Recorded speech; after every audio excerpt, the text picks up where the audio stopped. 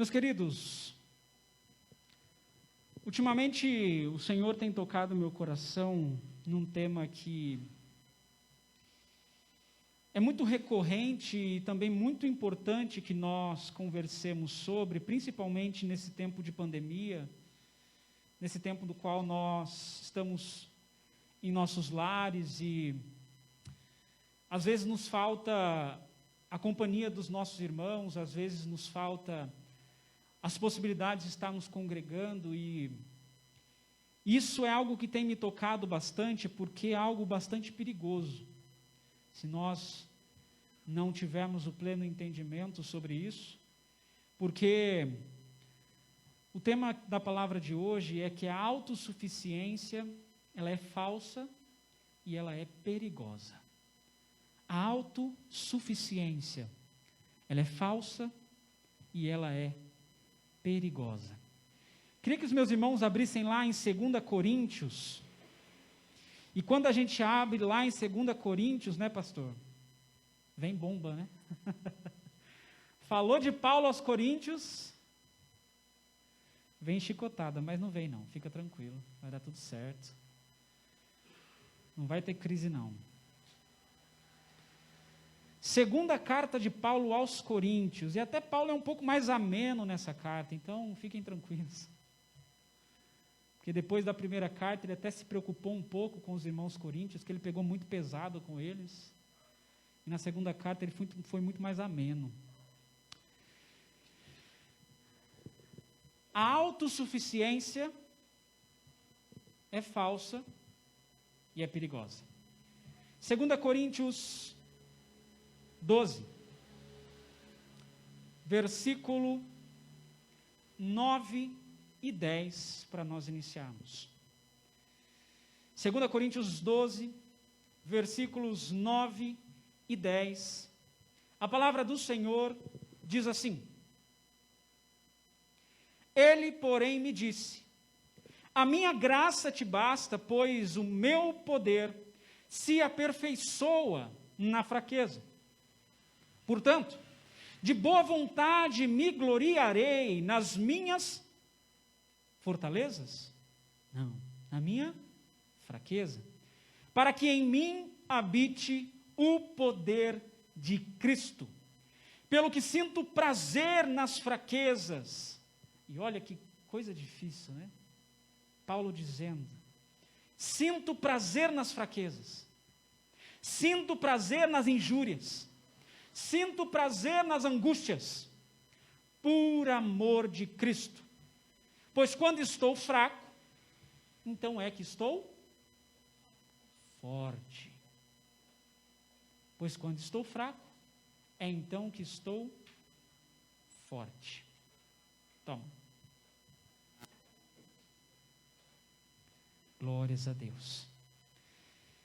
Oremos ao Senhor nesse momento. Pai querido, Deus tremendo, nós estamos aqui nesse que é o primeiro culto de domingo do ano de 2022, Pai.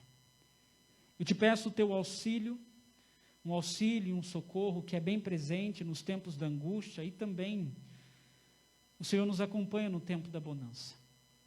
Por isso, Pai, eu te peço o teu auxílio essa noite, para que nós possamos ser submetidos à tua vontade, que não haja sombra da minha vontade, mas que tudo seja conforme a tua vontade. Pai, que teu Espírito venha sobre nós, para que eu possa entoar a tua palavra e ser arauto dela nessa noite, e também que os nossos irmãos possam receber a porção que lhes é devida essa noite, Pai. Ajuda-nos em comunhão neste Espírito, a glorificar a Ti e frutificar na Tua presença, porque este é o Teu reino, e a glória é Tua, que nós possamos glorificar a Ti, e que o Teu reino possa crescer, ser fortalecido, um dia mais rumo à Tua glória e à Tua salvação. Em nome de Jesus, amém e amém. Meus queridos, lá em Provérbios, Salomão, no capítulo 16 de Provérbios, nos versículos 18 e 19, ele diz que a soberba, ela precede a ruína, ou seja, A pessoa que se ensoberbece, naturalmente, com o decorrer do tempo, ela vai ruir. Ou ela sai deste pedestal da soberba, ou ela vai cair dele. É isso que Salomão está falando aqui. E a altivez do espírito precede a queda. Por isso que quando nós fomos falar lá ontem, o nosso diácono Adriano pregou nas bem-aventuranças, e o Senhor diz que bem-aventurados são os humildes, bem-aventurados os pobres de espírito. É porque aqui ele está falando justamente sobre essa pessoa que não é altiva de espírito e que não é soberba. Então a soberba precede a ruína e a altivez de espírito, ou seja, o seu espírito é tão grande, e não é o Espírito Santo, é o seu próprio espírito, é tão grande que você não deixa espaço para o Espírito Santo habitar em você. Melhor é ser humilde de espírito com os mansos do que repartir o despojo com os soberbos. Mas, como eu disse, a soberba do homem é a exaltação de si próprio. É a exaltação do seu orgulho. É a exaltação do seu ego. É como adorar a si mesmo. É como cultuar a si mesmo. É ter você próprio como o seu Deus. O seu ídolo é a sua própria vida. A ideia da soberba é que somos grandiosos, é que somos dignos, é que somos importantes, é que somos poderosos, e por isso nós acabamos sendo maiores que os outros à nossa volta. E é quando nos colocamos em um pedestal, o qual nós não pertencemos, baseados no mérito que eu acredito que eu tenho. Olha, eu mereço isso mais do que aquele outro. Então aqui eu me coloco numa posição hierárquica, uma posição de poder maior que o outro, porque eu tenho mais mérito. É quando nós nos garantimos tanto. Não, eu me garanto. Não, eu vou lá, eu faço e eu aconteço. E nós confiamos tanto no que nós somos, no que nós sabemos, no que nós fazemos, que nós somos induzidos a achar que nós somos autossuficientes, que nós podemos justificar a nós mesmos. Nós somos induzidos pela soberba a acreditar que nós somos independentes. E esse sentimento é perigoso, porque então nós achamos que somos independentes das pessoas e achamos que somos independentes do próprio Deus. É quando somos muito confiados em nós e no que nós somos e fazemos, nós somos levados a sentirmos que somos autossuficientes. Mas a autossuficiência é falsa e ela é perigosa. E embora nós acreditemos que a soberba, ela é algo somente para os simples como nós, homens e mulheres comuns como nós, como se nós somente experimentássemos, pudéssemos experimentar dela. Mas até mesmo, ou principalmente, os grandes homens de Deus tiveram de lidar com isso, com a tentação de se achar maiores do que eles realmente eram. Porque imagine você sendo Pedro, ou imagine você sendo Paulo, e você chega numa cidade, e aconteceu isso com Pedro, e aconteceu isso com Paulo. Ele chega numa cidade, ele prega e cai fogo do céu, ele prega e pessoas se convertem, ele prega a cura e a pessoa é curada, e a pessoa passa a ver, e a pessoa passa a andar, e a pessoa passa a congregar na igreja. E aí então, quando aquelas pessoas, os ímpios, viam os milagres, olhavam para Paulo, olhavam para Pedro e falavam: olha, esse cara é um Deus, vamos adorá-lo, porque ele é um Deus. E isso na mente daqueles apóstolos poderia ficar ali mastigando. De repente, de fato, eu sou um Deus mesmo. De repente, de fato, esse poder que tem aqui é meu mesmo. E grandes homens de Deus caíram por isso. Pela soberba. Porque foram recebendo de Deus, a graça dele, grandes bênçãos e maravilhas aconteceram, mas então eles foram pegando a glória para si, foram pegando para si tudo que era glória de Deus, foi enchendo o seu ego, inflando o seu ser, até o momento que se ensoberbeceram tanto, que foram à ruína. Esse é o caminho de muitos falsos profetas que temos por aí na mídia. Se ensoberbeceram. E, embora achemos que só nós, simples, cristãos comuns, nós passamos por isso, mas é pior ainda quando se é um apóstolo, por exemplo. Então, independente de como nós estejamos levando a nossa vida com Deus, nós podemos rapidamente, facilmente, cairmos na soberba de acharmos que e confiarmos naquilo que nós sabemos, temos, fizemos. E deixarmos de confiar no Deus que proporcionou todas aquelas coisas. O que nós vemos em 2 Coríntios, os versículos que nós lemos, e esse capítulo como um todo, é justamente Paulo tendo o seu ego amansado por Deus, através de uma ferramenta não tão agradável para a carne quanto ele queria. Porque no começo de 2 Coríntios 12, no versículo 1, diz assim: em verdade que não convém gloriar-me, mas passarei às visões e revelações do Senhor.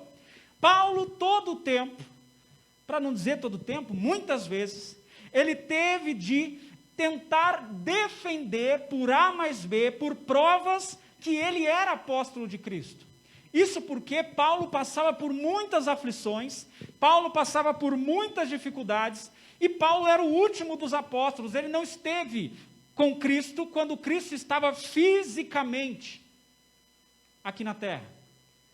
Só depois da sua ressurreição é que então Paulo esteve de fato com Cristo e aprendeu dele, e nós vamos ver isso daqui, mas por ele não ter caminhado com Cristo no seu ministério terreno, as pessoas olhavam para Paulo, e principalmente aos coríntios, principalmente os irmãos coríntios, olhavam para Paulo muitas vezes como um impostor. Não, esse homem sofre demais. Não, esse homem não esteve com Cristo, logo ele não é um apóstolo de Cristo. E aí, Paulo, ele sempre tenta não se exaltar, embora ele tivesse motivos o suficientes para se ensoberbecer, para se gabar daquelas coisas, ele tenta com todas as forças não fazê-lo, mas aqui Paulo está dizendo: olha, eu não quero fazer isso. Não me convém gloriar-me, não me convém dizer as minhas experiências maravilhosas com Deus, mas eu preciso passar para vocês as visões que eu tive, eu preciso passar para vocês as revelações que o Senhor me fez. E imagine que, se os coríntios já não tinham muito amor por Paulo, porque é o que Paulo fala na carta dele: olha, enquanto eu vos amo e me deixo gastar por vocês, eu sou amado menos. Ou seja, eu sou cada dia mais odiado enquanto eu os amo mais. E se eles já eram assim com Paulo, imagine depois da primeira carta de Paulo a eles, que foi uma carta dura, uma carta de denúncias contra o pecado, uma carta de correção. Na segunda carta, então, era possível que Paulo nem fosse ouvido por conta disso. E nós vemos que, por isso Paulo ele escreve a sua carta, a sua segunda carta, em um tom mais ameno, com o intuito exatamente de reivindicar para si o seu apostolado perante os seus irmãos em Corinto, naquela igreja. Não é à toa que nós vamos ver Paulo nesse momento, ele costuma fazer, ele faz algo que ele não costuma fazer. Ele está contando um pouco da experiência que ele teve com Deus, porque ele não tem nada a falar a não ser de Cristo no meio dos irmãos.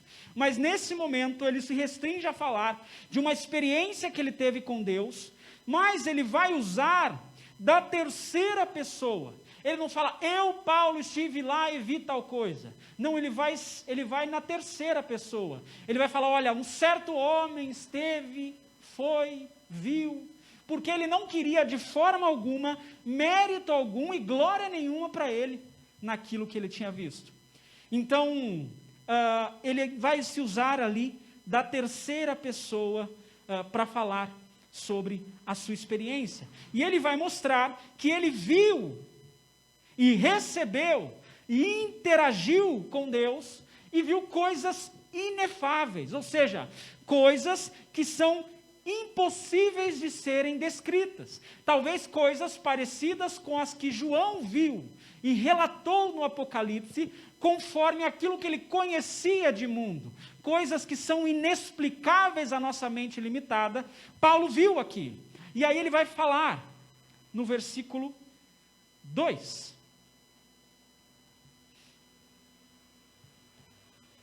Eu conheço um homem em Cristo que há 14 anos atrás foi arrebatado para o terceiro céu.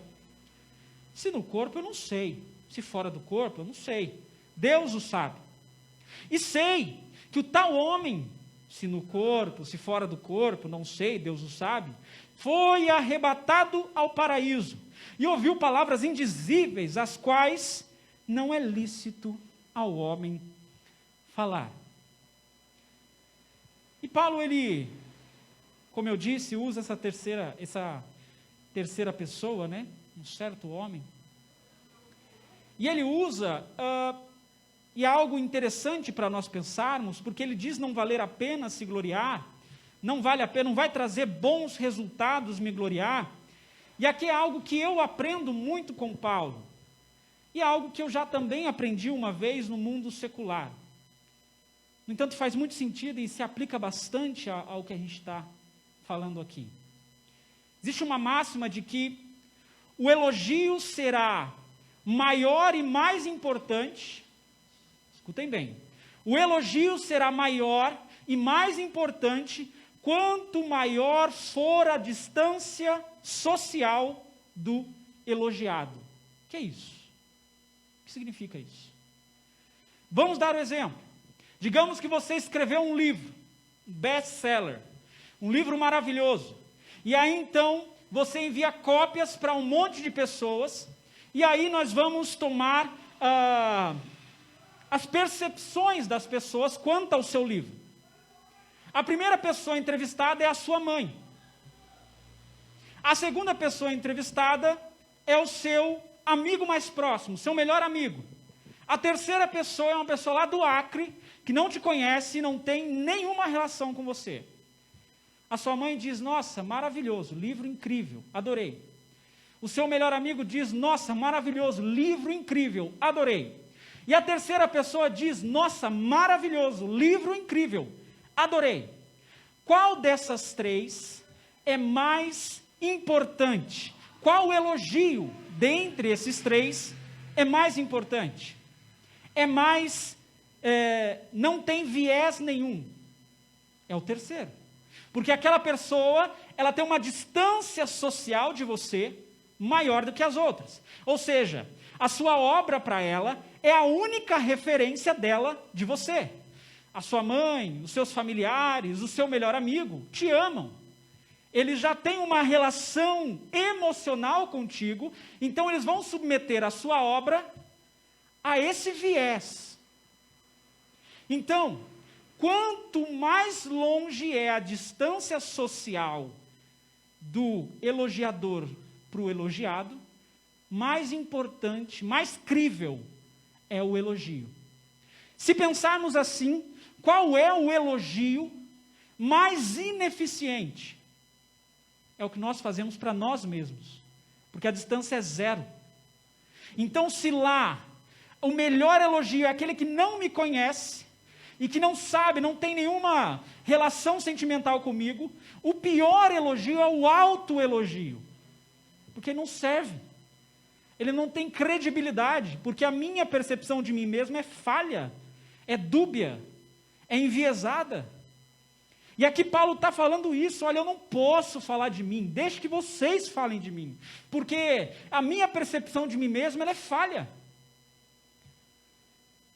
O elogio será maior e mais importante quanto maior a distância social do elogiado. Então, certamente vai valer mais a opinião daquela pessoa que está longe, porque não tem relação nenhuma emocional contigo, e o viés do elogio será neutro e nulo. Sendo assim, é exatamente isso que Paulo estava dizendo. Se gabar não teria grande resultado aqui. Falar dele mesmo não traria grande lucro ao seu ministério. Mas ele precisava falar dessa visão, ele precisava falar dessa revelação que Deus deu a ele.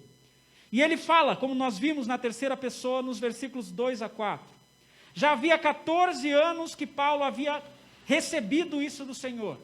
Nós podemos entender que muito do ministério de Paulo foi norteado por essa visão, por isso que ele recebeu de coisas inefáveis, por esse arrebatamento ao terceiro céu. E aqui nós vemos um Paulo que não tem certeza se ele estava dentro do corpo, se ele estava fora do corpo, se ele foi realmente levado com o corpo todo, se foi só uma visão de Deus. Fato é que coisas indizíveis, coisas inefáveis, coisas impossíveis de serem explicadas foram experimentadas por esse apóstolo. Então ele diz no versículo 5, de alguém assim me gloriarei eu. Então, dessa pessoa hipotética até eu posso me gloriar, dessa terceira pessoa aí que viu isso tudo, eu posso me gloriar, mas de mim mesmo, não me gloriarei, senão das minhas fraquezas. Olha que antítese, que situação difícil de entender. Paulo está dizendo que ele viu coisas inefáveis e maravilhosas, coisas que o fortaleceram, mas ele diz, eu não vou me gloriar por isso não, eu me glorio pelas minhas fraquezas, Paulo. Por quê? Se quiser gloriar-me, não serei nécio, porque direi a verdade, mas deixo isto, para que ninguém cuide de mim mais do que em mim vê ou de mim ouve. Paulo está dizendo, olha, se eu viesse a me gloriar, se eu viesse a me gabar, eu não seria tolo. Porque, de fato, eu tenho motivos para isso. Olha o que eu recebi do Senhor, olha o que eu estou vendo do Senhor, coisas inefáveis, eu vi ao terceiro céu. Se eu me gloriasse, não seria tolice. Eu tenho motivos para isso. Sou apóstolo de Cristo. Mas eu não vou fazer isso, porque eu não quero que vocês me vejam mais do que eu realmente sou. E mais do que eu realmente falo. Eu não quero que vocês me adorem como Paulo. Eu quero que vocês adorem a Cristo. Então o mérito não é meu. É Cristo. Eu entrego essa glória disso que eu vi, disso que eu experimentei, disso que eu fiz, eu entrego a Cristo, porque Ele fez em mim, e não eu mesmo. O poder não era meu. Então, Paulo, ele tinha motivos suficientes para de fato se exaltar, ser altivo, e ele disse que se ele fizesse isso, seria normal, porque de fato, ele era tudo aquilo, mas ele se identifica como alguém que não é digno dessa glória, como alguém que não merece mérito algum nessa obra. Ele prefere que as pessoas não fiquem o admirando por essas obras, mas admirem a Cristo. Não esperem que engrandeçam Ele com essas obras, mas engrandeçam a Cristo. Que não tenham Ele como Deus, mas como apóstolo. E não tenham a palavra que sai da boca dele como virtude que vem dele, mas virtude que vem do Senhor.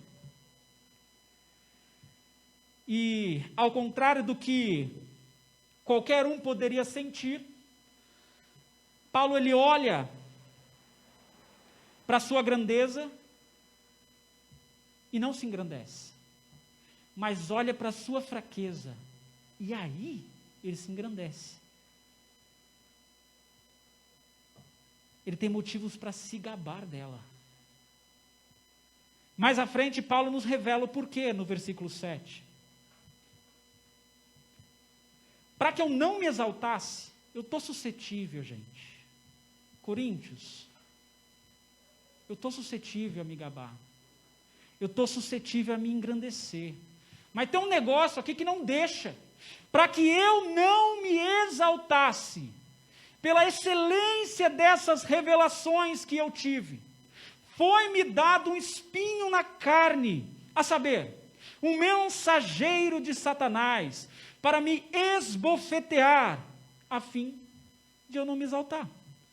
Olha, eu, pela carne, eu poderia estar me gloriando por um monte de coisa que eu fiz, mas Deus permitiu que houvesse aqui em mim uma coisa que amansa o meu ego, uma coisa que faz que eu entenda que eu ainda sou pecador, faz que eu entenda que o mérito ainda não é meu, porque do mesmo jeito que o mérito para a minha conversão era de Cristo, para as minhas obras é de Cristo, e para a minha salvação será de Cristo. Então há algo em mim que segura o meu ego de se inflar, que me amansa o orgulho, um espinho na carne.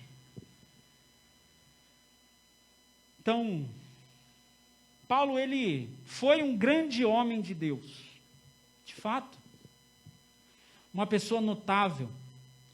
Abaixo de Jesus, eu acredito a ele a maior importância do Novo Testamento. Um homem incrível, um homem que plantou igrejas, um homem que entregou a sua vida à morte mesmo, se deixou gastar e foi gasto por amor aos irmãos. Uma pessoa maravilhosa, bastante usada pelo Senhor, e certamente ele teve experiências com Deus, com Cristo, que ele não revelou a nós, e que Lucas também não revelou a nós em Atos dos Apóstolos. Ele teve grandes experiências, coisas inefáveis, como ele próprio diz, e depois de cada milagre, as pessoas acreditavam que ele era Deus e o adoravam.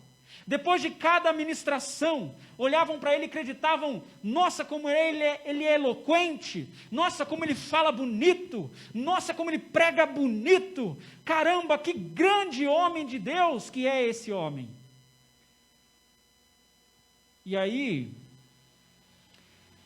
ele poderia se exaltar, ele poderia acreditar que essa força vem dele, que esse poder vem dele, que esse evangelho vem dele, que essa vida vem dele, que essa disposição para ir às almas vem dele, mas então ele estaria fazendo algo que seria contrário ao que ele mesmo pregou aos filipenses, uma coisa que ele vai chamar de o mesmo sentimento que houve em Cristo Jesus.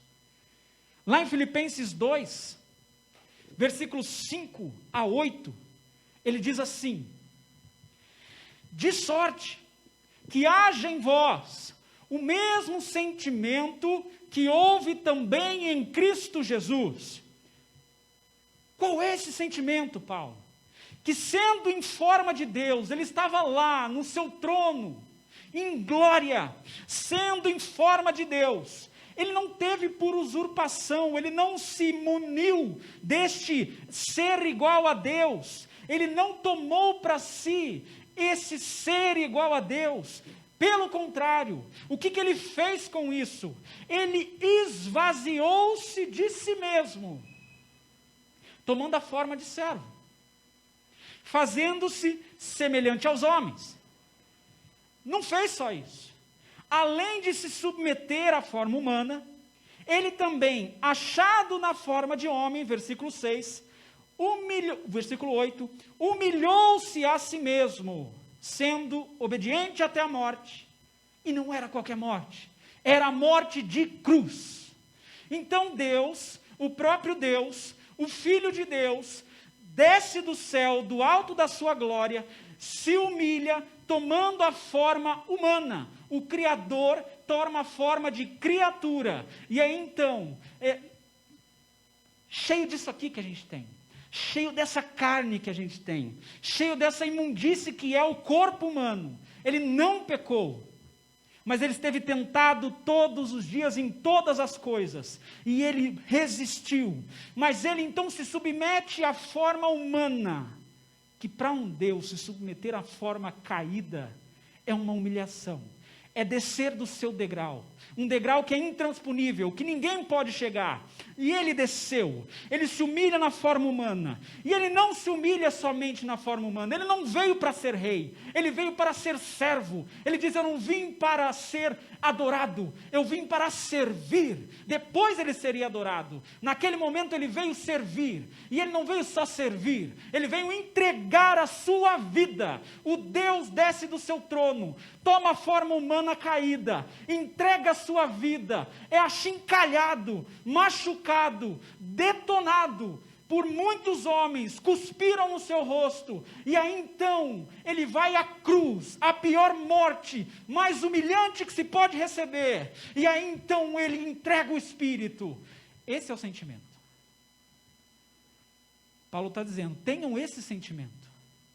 Ah, mas eu sou bom, ah, mas eu sou maravilhoso, eu não vou descer do meu pedestal para pedir perdão para ninguém, eu não vou descer do meu pedestal para agradecer ninguém, eu não vou pedir ajuda para ninguém, porque eu sou autossuficiente, porque eu tenho 500 anos de crente, eu não preciso dos meus irmãos, eu não preciso da palavra, eu não preciso nada disso, porque eu já sei tudo da Bíblia. A autossuficiência é falsa e perigosa.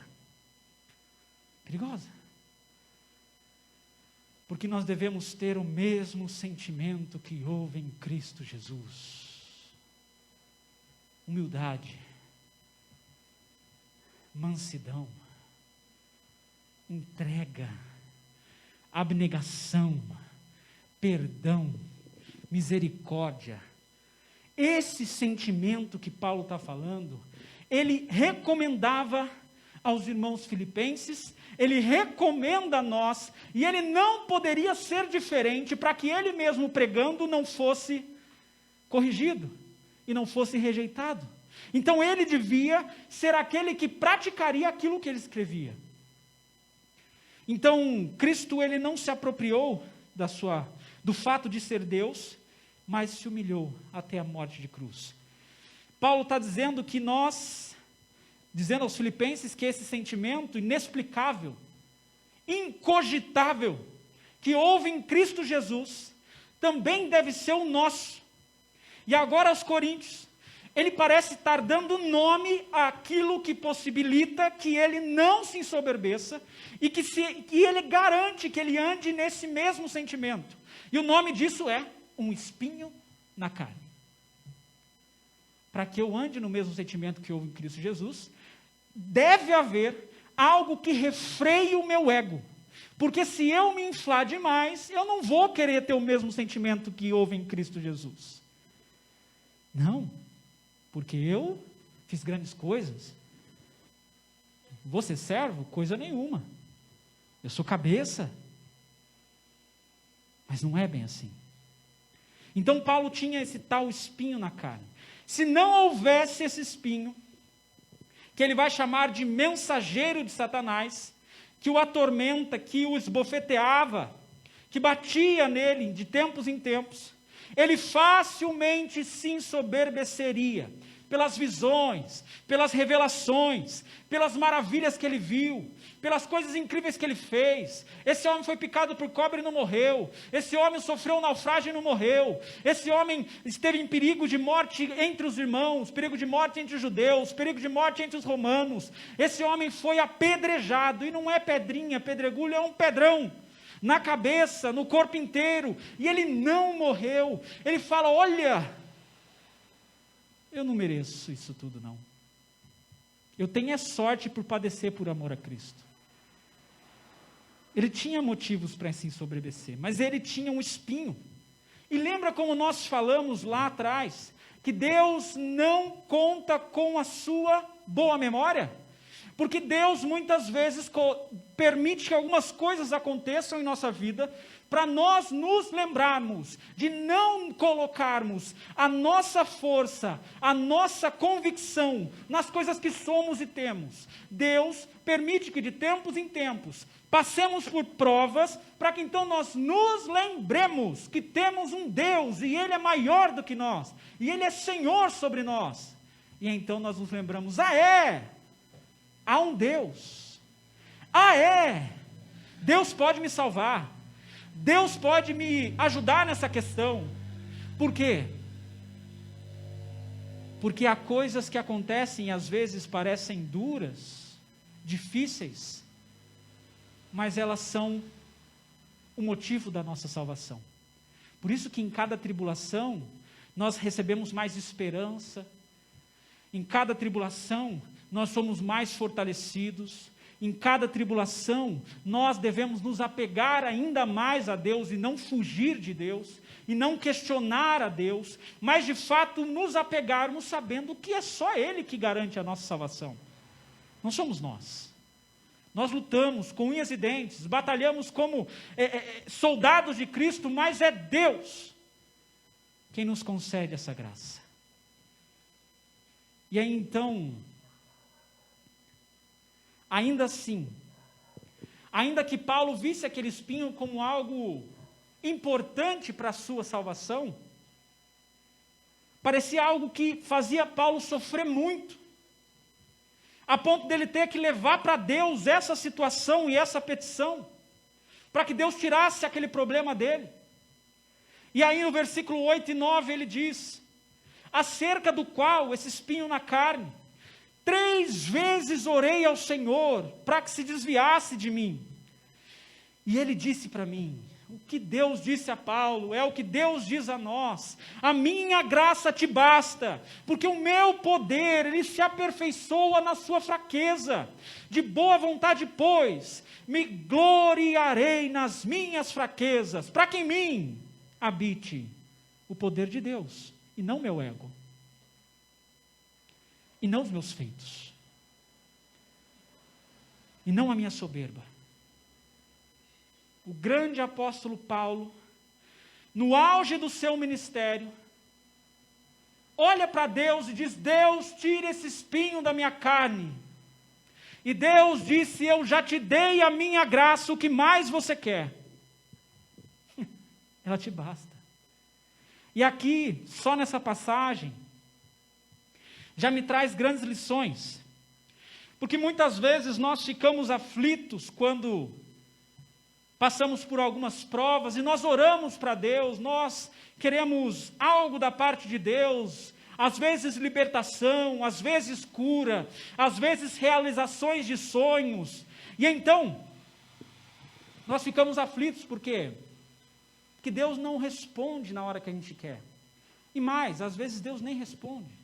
Às vezes Deus não quer isso para nós. E nós então ficamos aflitos. Poxa, era o meu sonho, era isso que eu queria. E muitas vezes é exatamente o que Paulo está passando. Porque Paulo orou para que o espinho fosse retirado, mas o espinho ficou. E ficou por um propósito. Deus tinha um propósito naquela dificuldade de Paulo, naquele sofrimento de Paulo. Nós não sabemos ao certo o que era esse espinho. Alguns vão dizer que eram problemas espirituais que Paulo passava, demônios que o atormentavam, por isso ele fala que eram mensageiros vindos da parte do demônio. Então, de Satanás, eram demônios que vinham e atormentavam a sua paz, não deixava que ele pudesse descansar.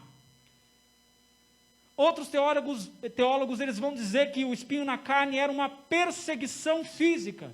Nós vimos em Atos dos Apóstolos o ministério de Paulo, que tinha um traço característico de perseguição extrema todo o tempo. E talvez em algum momento Paulo disse: Senhor, eu não aguento mais ser perseguido, eu não aguento mais ficar com medo de sair na rua, eu não aguento mais ficar com medo de entrar na sinagoga para pregar aos judeus. Eu não aguento mais ter medo de entrar lá em Atenas e pregar para aqueles gregos. E aí, eu não aguento mais açoites, prisões, apedrejamentos, naufrágios. Mas aí Deus disse, não, opa, peraí, isso tem um propósito. Isso tem um propósito, isso aí fica.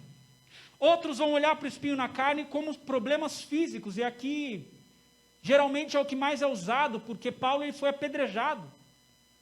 E alguns vão dizer, inclusive, que Paulo, no momento em que ele tem um encontro com Cristo, há um resquício daquela visão que ele teve, e que ele passou a não enxergar muito bem, ter dificuldades de visão, a ponto de que aos Gálatas, em Gálatas 6,11, ele diz, olha, vede com que grandes letras vos escrevi por minha mão. E em muitos momentos Paulo deixa que outras pessoas escrevam por ele, porque talvez Paulo tinha essa dificuldade na visão, e talvez por isso Paulo estava pedindo que o Senhor tirasse, porque aquilo o incomodava, o limitava. Outros poderiam dizer que se tratava de problemas morais, pecados que Paulo não conseguia vencer. Essa parece ser a teoria menos provável, porque Paulo dificilmente ia se gloriar no pecado que ele tem, né? Então dificilmente seria isso. Mas esse poderia ser um caminho, justamente por Paulo falar que se trata de um espinho da carne. Então um traço de Paulo, da carne de Paulo, que ainda estava ali, que ele grita, clama, quem me livrará do corpo dessa morte? Porque em mim, na minha carne, habita uma lei. Eu sei a lei de Deus, eu amo a lei de Deus, eu quero seguir a lei de Deus, mas no meu corpo tem uma lei que batalha contra ela. Então talvez alguma fraqueza carnal de Paulo possa ser, de fato, o seu espinho na carne. Fato é que Paulo ele não parece se preocupar em revelar o que era o espinho na carne. Na verdade, o que era de fato é irrelevante. O que realmente importa é o que Deus responde. Deus diz, a minha graça te basta. Tem coisas que nós pediremos a Deus, Deus tira isso. E Deus dirá, a minha graça te basta. Vai com isso mesmo. Ah, Deus, eu não enxergo bem. Vai com isso mesmo. A minha graça te basta. Senhor, a tua audição está meio ruinzinha, opera aqui. Não, mas eu já te dei a graça te basta. Senhor, o meu joelho dói, eu não consigo andar. A minha graça te basta. Ou muitas vezes ele vai falar, ok, meu filho, toma. Pode ser. Mas não esperemos que Deus vai dar tudo que nós pedimos. Não é assim. Porque até mesmo nas tribulações, nas limitações, há um propósito.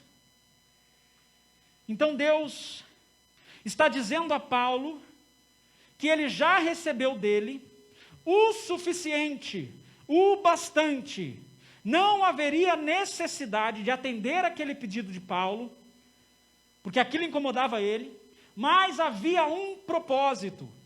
Como nós já vimos no começo, Paulo ele já identificou o motivo do espinho. Ele diz que é um freio para o seu ego, porque se não tivesse alguma coisa que lembrasse ele, de que ele é homem pecador, de que ele é falho e dependente de Deus, ele teria um sentimento de autoafirmação, de autojustificação, que era essa a heresia dos fariseus. Não, eu vou fazer pelas obras, e é pelas obras que eu vou ser salvo, porque eu vou chegar lá no céu e vou dizer, Deus, eu cheguei aqui porque eu fui bom, porque eu fiz as obras que o Senhor pediu. E Deus diz, não, você não vai chegar assim aqui, é pela graça, para que você não se glorie mesmo. Não é suas obras são reflexo da sua salvação, que é graça de Deus, que é dom imerecido. Por isso, o favor imerecido de Deus na vida de Paulo era o bastante.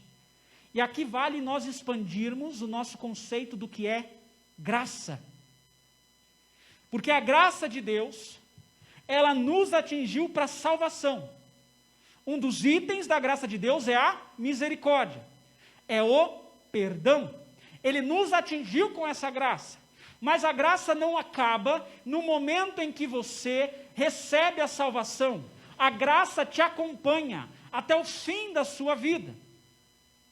Então a graça não é somente para te fazer plenamente entendido da obra de Jesus Cristo, mas ela não só perdoa os nossos pecados, como nos dá condições, nos capacita para continuarmos caminhando sem os pecados, para que não voltemos a pecar. Ou seja, ela não só nos tira do monturo, da podridão da vida mundana, mas a graça também nos acompanha, e nos vai limpando, e nos vai aperfeiçoando, vai nos dando condições de não voltarmos para essa imundície. Nós devemos recorrer à graça de Deus todos os dias. Não é só quando eu levantei a mão e aceitei a Cristo. Todos os dias a graça de Deus se renova em nós. Porque um item é a misericórdia, um item é a paciência, a longanimidade de Deus, o perdão de Deus, ele se renova. A graça de Deus nos atinge todos os dias. Todos os dias temos de recorrer a ela. O fato de não sabermos exatamente o que é o espinho da carne de Paulo, nos ajuda a ter mais amplitude nos exemplos os quais nós podemos aplicar essa palavra. Se nós soubéssemos exatamente é isso, então se aplicaria somente a isso. Mas nós temos essa diversidade de ideias, conjecturas, porque pode ser uma enfermidade, pode ser um momento em que há uma fraqueza carnal, pode se resumir em um tormento espiritual, pode se tratar de uma perseguição física que estamos enfrentando, as quais nós pedimos: Senhor, vem, me socorra. Senhor, me tira disso. Tira isso de mim. Senhor, me ajuda. Eu preciso do seu auxílio nesse negócio aqui. Mas então Deus, ele vai dizer: olha, eu te dei a minha graça.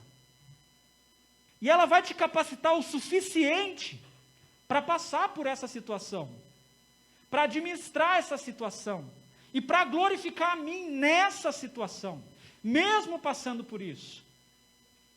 E aqui não é uma sugestão de Deus ou um convite para termos um pecado de estimação e falar: não, esse pecado aqui que eu carrego é o espinho, ele tem que estar aqui porque senão eu me ensoberbeço. Não.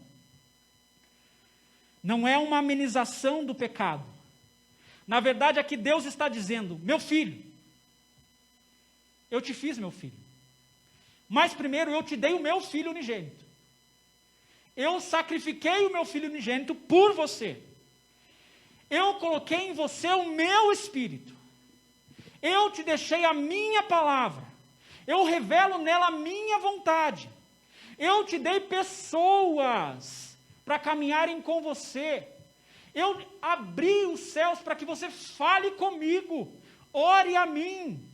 Eu te dei tudo isso para que você seja edificado.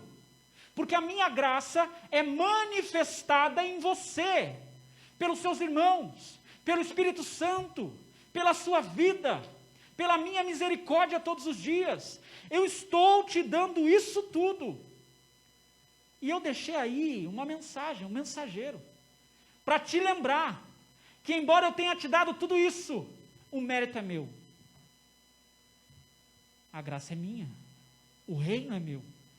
E se você não tiver a mim, nada disso é teu. Nada disso. Então, ao ver aquele espinho, e ver que era um espinho que tinha um poder refreador, e assim como nós lembramos, da última ministração, é um lembrete para Paulo, que ele se deveria manter dependente de Deus. Ele percebeu que, na verdade, aquele sofrimento, aquela dificuldade, na verdade, o auxiliava para manter a sua fé no lugar certo. Era uma ferramenta de Deus em sua perseverança. E como resultado, resultaria na sua salvação. Então Paulo diz no versículo 18: por isso, sinto prazer nas fraquezas, nas injúrias, nas necessidades, nas perseguições, nas angústias, por amor de Cristo. Por quê? Quando estou fraco é porque eu estou forte. É aí que eu estou forte. Então, quando eu vejo que eu não tenho forças o suficientes para caminhar sozinho, quando eu não sou suficientemente espiritual para resistir às tentações, quando eu percebo que por mais que eu possa me fortalecer em tudo, eu ainda assim, as minhas obras não são eficientes para me salvar, então eu busco socorro na graça de Deus, eu busco meu auxílio no seu favor imerecido. Se para recebermos a força de Deus, nós temos que nos sentir fracos o tempo todo, não significa que nós não vamos nos fortalecer nele, mas significa uma coisa, que mesmo que nós tentemos de tudo, e tenhamos grandes experiências com Deus, atingimentos no reino, ainda assim nós não podemos nos apegar a isso. É caminhar daqui onde eu adquiri com Cristo para frente. Eu não posso parar e me apegar a esses tesouros. Eu devo continuar caminhando. Eu não posso me apegar a isso. Nós temos de ter total dependência da graça de Deus e da vontade dEle. Eu busco força na palavra, não porque eu não conheça um pouco da palavra. É porque eu sei que mesmo com anos de evangelho, eu sou fraco, eu não sei o suficiente. Eu busco forças no Espírito Santo, porque eu sei que eu sou fraco. Porque mesmo sendo tão grande como Paulo era, o pecado ainda habita em mim, e sem o Espírito Santo eu vou para o inferno. Eu seria refém dos meus desejos carnais. Eu busco as minhas forças na oração, porque eu sei que eu sou fraco. Porque embora eu possa ter grande comunhão com Deus, nunca é o suficiente. Temos de ter sede, fome de Deus. Como nós falamos hoje de manhã e como nós cantamos hoje à noite, que como a corça anseia pelas águas, assim nós também devemos ser. E eu busco as minhas forças com os meus irmãos, sim, com os meus irmãos. Porque eu sou fraco. Ainda que o meu irmão possa ter tanto pecado quanto eu, ainda que ele tenha as mesmas ou piores dificuldades que eu, ainda assim ele tem muito a me acrescentar e fortalecer, e eu tenho a acrescentar e fortalecer a ele. Eu me sinto fraco, mas com dois eu sou menos fraco. Enfim, eu busco a graça de Deus, pois sou fraco, e Ele me aperfeiçoa nessas fraquezas. Amém? Nos coloquemos de pé, vamos orar ao Senhor.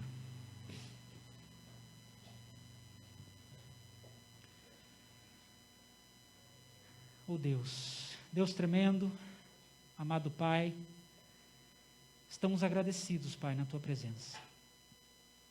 Agradecidos pela presença de cada um dos nossos queridos e amados irmãos que aqui estão. Agradecidos também, Pai, porque o Senhor nos concedeu essa oportunidade de estarmos na Tua casa. Pai, nós Te pedimos que essa palavra entre em nosso coração e saibamos que não somos autossuficientes, mas precisamos de Ti, precisamos do Teu Espírito, precisamos dos nossos irmãos, precisamos da Tua palavra, precisamos ter comunhão contigo, Pai. Te peço, Senhor Deus, que não venhamos a nos ensoberbecer, mas que as tribulações que nós passamos cotidianamente possam cumprir o propósito que há em Ti, Pai. Que às vezes nós não sabemos exatamente o porquê, mas a resposta está no Senhor.